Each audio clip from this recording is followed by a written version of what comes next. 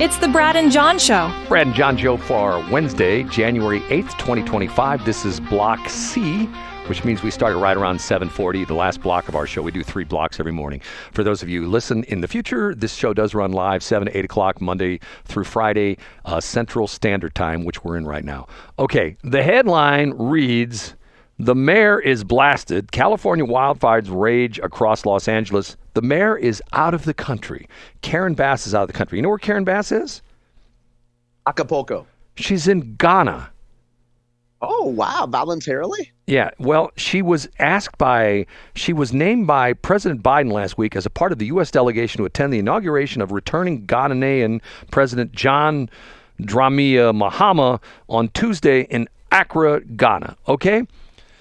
I'm sorry.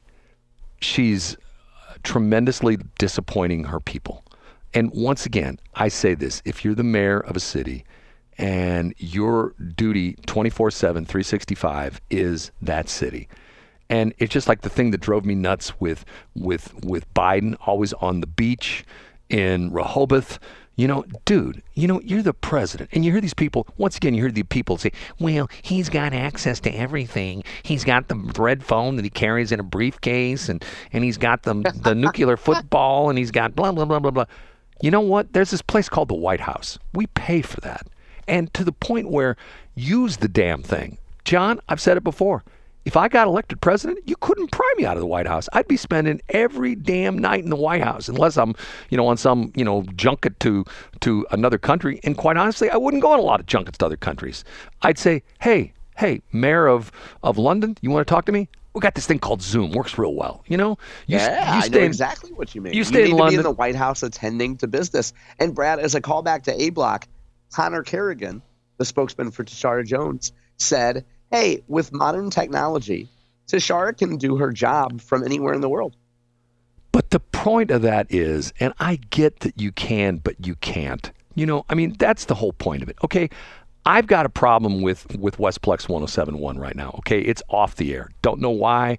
It's off the air. Okay, I can't wave a magic wand. I have to drive out there and fix it. Okay, the problem is, if you've ever seen the road going out the transmitter side, I don't know if I'm going to get there, because even when there's no snow on the ground, it's not easy to get back to the transmitter side. Okay, but once again, I got to get there. I got to take care of business. Yep. And the whole deal about this is, if you take the job and you take the job that you are supposed to be in charge of something, and once again, John Beck, if one of the studios catches on fire at 3 o'clock in the morning, guess who gets a call? It's John Beck. And guess what? It's going to happen. John Beck's going to show up there. And because of the fact, that's what he does. And a good John Combes will argue with me, because John will say, well, he shouldn't have to do that himself. He should have one of his underlings do that. Okay, but there's a morale issue that when the boss, when the owner, when the head honcho shows up, I think it makes everybody feel like, God, this guy really cares about us. This guy There's some truth to that. I agree with that, Brad. I do agree with that. This guy is in it just like we're in it. He gets a call at 3 o'clock in the morning, and 20 minutes later, he's here. To me, you can't measure that in dollar signs or any other figure. It's one of those things where it just pumps everybody up. You know what I'm saying? I do know, but there's an old African proverb. When John Dramani Mahama calls, you leave Malibu. Like, it's an old African proverb, Brad. Have you seen these fires, John? Yeah, I have. Yeah, I've seen them on social media. It's just the unique juxtaposition of the beautiful backdrop combined with the wildfire is just nuts. It's just crazy time. I mean, and once again, the situation here is that we're not talking, this is like a fire going through Kinloch. This is a fire going through Malibu, where the houses are, a cheap house in Malibu is 7 figures. I mean, I don't think you can, buy anything in Malibu under $1 million. And people can say, you know what? They're rich. They can afford to rebuild. Well, not necessarily. I mean, how would you feel if somebody said that about you? You lived in Wildwood. You had a nice house. You can afford to rebuild. Yeah. Well, and also think of people. Let's stereotype here. There are probably some people in Malibu who are social climbers who are heavily leveraged, heavily in debt to afford a big house in Malibu or even a small house in Malibu. And so their money's gone. Well, but not only that. Think about all the keepsakes you have. You have pictures of your family. Oh, you have, for sure. you know, Yeah. all that kind of stuff that can't be replaced. That's the kind of That's stuff. why everything that I store, including my Christian music, to lead me into a prosperous life, I put on the cloud, Brad. And you can't drive to our church. Well, not yet. But we're in the cloud. After all, isn't that where we all want to get to? John is, as he does so often, makes fun of me. Okay. I'm not making fun of you, Brad. You just store everything in the cloud. If your prayers are in the cloud, then a fire cannot burn your prayers, right? If you kept them in a prayer book, then they could get burned. But in the cloud, they're between you and the Lord. Okay. Yesterday, some people are making fun of the President Trump news conference. Okay.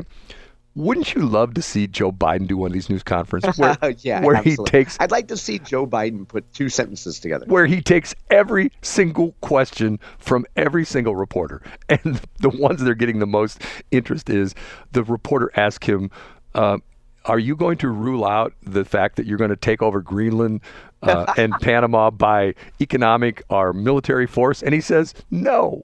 I'm going like, "Whoa! Listen to this What guy." a great answer. But my favorite part of the whole press conference was Gulf of America. I love that. How great is that? I mean, why wouldn't we call it the Gulf of America? But the crazy thing about that is the majority of the Gulf does border America. If you look Yes, you know what? And literally, Brad, never thought of that till yesterday. Yes, but see, the thing about it is, remember when he got made fun of with the Space Force?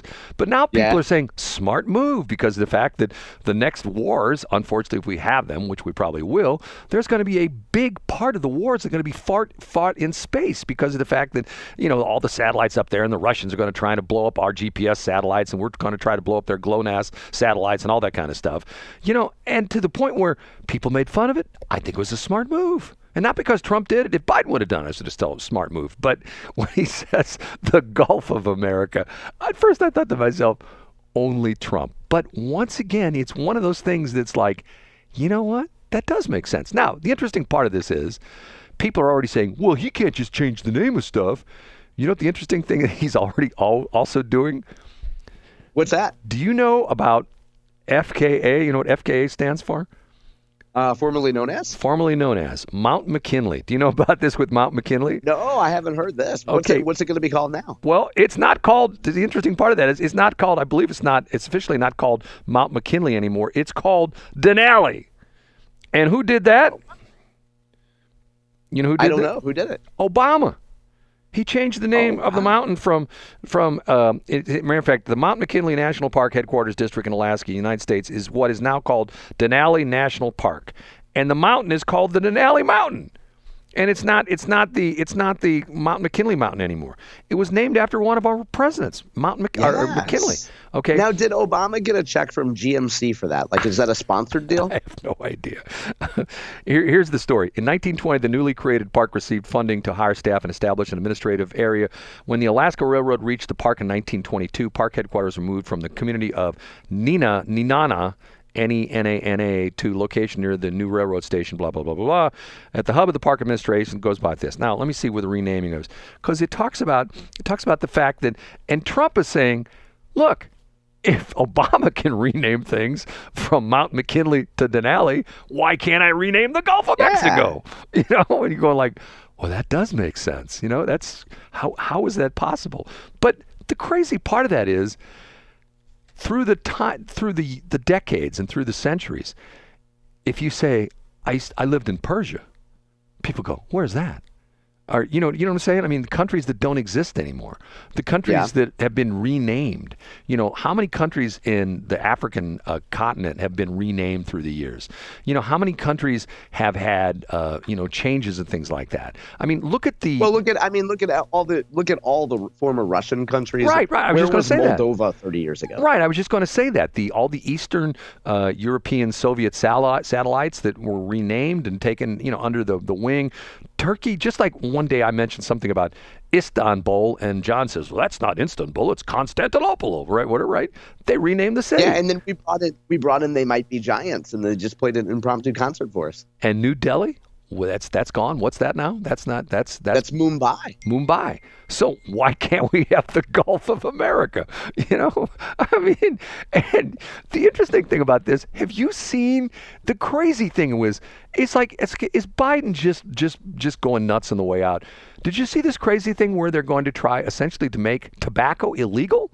Smoke cigarettes? No, I absolutely did not see this, Brad. Oh yeah, it was a story yesterday about there's some obscure law they're going to try to push through where the sale of tobacco smoking products would become illegal. And I'm going like, okay, what is going on? And the crazy thing about this is, what I'd love to see? I'm going to get pushback when I say this. I want to see Biden wake up this morning at about noon and say, you know what? I think it's terrible all these states have got marijuana. Marijuana is illegal. You can't sell marijuana in the United States anymore. Man, would there be some people that, who's your buddy, Jack Cardetti? Would he be? Yeah. I mean, not only that, but think of traffic would come to a standstill at the drive-thrus, at the cannabis drive-thrus. Francis Howell would have to rescind a number of communications from its superintendent. They get a new superintendent every 6 weeks, so they would have to rescind all those orders from the superintendent about token up in the car line. Right. Brad, are you up on Zen? Is that give me more? There's a couple different things that come to mind when you say that. No, not like meditations and ZY and the nicotine pouch. Yes, that's what I thought you were talking about. Yes. Okay, yeah. So, I mean, I think everybody universally could agree that if you're going to have a nicotine habit, it's cleaner to do it with Zen than do it with smoking a cancer stick, don't you think? Well, but here's what I don't understand. If it causes cancer when you smoke tobacco, doesn't it cause cancer if you smoke marijuana? Oh, well, yeah, of course. Well, I say, of course, I don't know. I haven't looked at the studies, Brad. Well, I'm sure if the factor there is smoke, then of course. But I guess you would say, a pothead would say, with new vaping techniques, you're removing the actual smoke or carcinogens or whatever. I'm guessing that's the idea. Man, you know what? When you get old like me, you just look at this stuff and you just shake your head and you go like, okay, what the hell these people think? Just remember we talked about this just last week where Elton John came out and said, Elton John, who's probably done more drugs in his life than the average drug head in the United States times 10, he came out and said, marijuana's terrible. You should outlaw marijuana. He said North America has made a mistake by legalizing marijuana in the United States and Canada. You told me about that. I hadn't heard that before, right. Brad. Elton John. That would be like a guy who had 14 accidents on the interstate driving drunk coming out and saying, you know what? I speak of what I know. Driving drunk is not good. You can kill yourself. You can kill other people. Don't drive drunk. I'm going to go to that. Okay? Thank you, sir. I believe what you're saying. When Elton John says... And if you look closely, Brad, sorry to interrupt, but if you look closely, and then as soon as they said that in the background, Scott Rosenblum popped up and said, along with Leonard Little, and said that they were part of the case as well. And then tragically, Brad Hildebrand popped out wearing a pink safety vest. And then Scott Rosenblum's cousin, Jason Rosenbaum, hopped out and took a picture for St. Louis Public Radio. Well, everything just came full circle, Brad. Scott won't take pictures of me anymore because he doesn't like me anymore because I say too many bad things. You mean Jason? What did I say? Jason. AKA Scott. Jason. And you know what? Their first name both starts with Rosen. So let's pretend they're related. Okay, they are related. In my mind, they are related. Okay. Did you see this? I keep going. John, did you see this? This amazing story about the two people in the boat that got swamped by the cruise ship and were saved. And did you see this? You know what I'm talking about? Yeah, I thought it was a family in a boat, but tell me more about that. Well, I think it was like a husband and wife or something like that. And they got swamped by a cruise ship. I don't know if the cruise ship went too close to them. They went too close to the cruise ship, and their boat sunk. And they swam to a buoy, whatever you want to call it, this floating. Yeah. And they had the Coast Guard and all these different various, I think it was off, it might have been in the Gulf of America. Matter of fact, I think it was off the coast of, yeah, it was. I did not see this. I'm thinking of a different story, Brad. Hillsborough County, Florida. 2 people and a dog were saved Saturday after a boating accident left them clutching to a buoy on Florida's Gulf Coast. Florida's America's coast. The 2 people were injured when their boat hit the wake of a cruise ship near Gadsden Point, which is within Tampa Bay. and their boat sunk. They were injured. They swam to the buoy. They got buoy, whatever you want to call it. They got their dog on the buoy, and the search and rescue team was out, and they found him like at night. And they're going like, it's interesting. You read the radio traffic. As you read the radio traffic, that the searchers were saying, I think I see something moving on that buoy. So they go over there, and this is the man, wife, I don't know if they were married or whatever it was, but it's two people, guy and a gal, and their dog, and they got saved by off the buoy. Okay? Now, you know what? I think there's going to be a new kids show come out that's going to feature a bunch of young people who are all, like rich people, have their own boats, and they're going to essentially, one of them is going to have an accident, and they're going to end up on this buoy, and the show is going to be called Saved by the Buoy. Oh, that's very good. They did a collaboration with another popular kid show, and it's called Bluey's Buoy. It's what again? Bluey. You know Bluey, right? Yeah. Okay, Bluey is a popular show for kids. The joke's funnier when you know that. Anyway, I think what we got to do is we got to go back to Hazelwood School District. We're gonna have Scott Fitzpatrick do an audit of the Hazelwood School District in the 1930s and figure out how kids were taught to say buoy without the U, and how there's 90-year-olds, guys pushing 90, that say boy instead of buoy. John's making fun of me all the time. I am making fun of you. And do you really call it boy? I've heard it said both ways. Oh, okay. I didn't know that anybody like over the age of 3 said boy.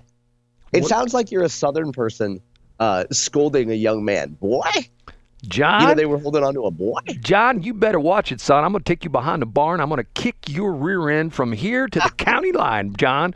And you know what? And once you hit that county line, you're going to look back and you're going to say, you know what? That Brad was right.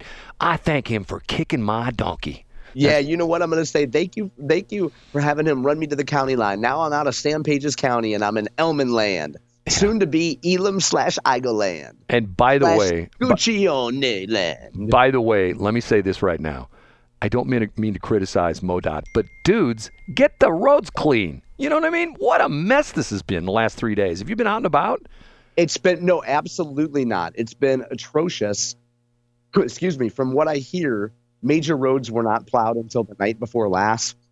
And Brad, again, all the notes we get from school districts, they're not about the snow. They're about the unsafe road conditions. I guess technically that's snow. But yeah, because major thoroughfares in St. Louis County and St. Charles County have yet to be plowed. It's just nuts. I'm going like, okay, don't say, well, we don't have enough money for snow plows. Don't get me. Well, here's the thing. If you end up breaking both of your metal hips, then the county's going to know that they're really wrong. Okay, John. I'm going to call an audible on you. Hopefully the show will be there, and I'm going to save it real quick, but then I got to head out the door because I got to get Westplex back on the air. I got you. No problem, Brad. You handle what you have to. I hear you can't just outsource that to somebody. That's what I heard. Because you can't just light $100 bills on fire and warn the satellites, what I heard. John, let me put it to you this way. If I don't do it, nobody does it. I know. And Brad, I respect and appreciate that. And I will tell you this: if I'm not here tomorrow morning, I'm stuck out at the transmitter site trying to get up the road to the transmitter building. That's where I'm at. Okay, so pray for me, John. We're gonna find you like Jack Nicholson in The Shining. Right. We're just gonna see Brad's head. Right, or maybe you won't even see my head. I'll just be buried under the snow. Maybe I'll be on a buoy, or what? How do you say? You'll be on a buoy. You'll be bouncing around in a buoy. A buoy? Or how do you say it? Say it again. A buoy. No, it's a buoy. It's a buoy. It's not a buoy. Yeah, it's a buoy. It's not a buoy knife? No, it's a buoy. A buoy. It's a buoy. It's Saved by the Buoy. Saved by the Buoy. Let's hear it for the buoy. Let's give the buoy a hand. Oh, that's good. That's going to be the song of the day for Camellia Peterson. Yes. Okay.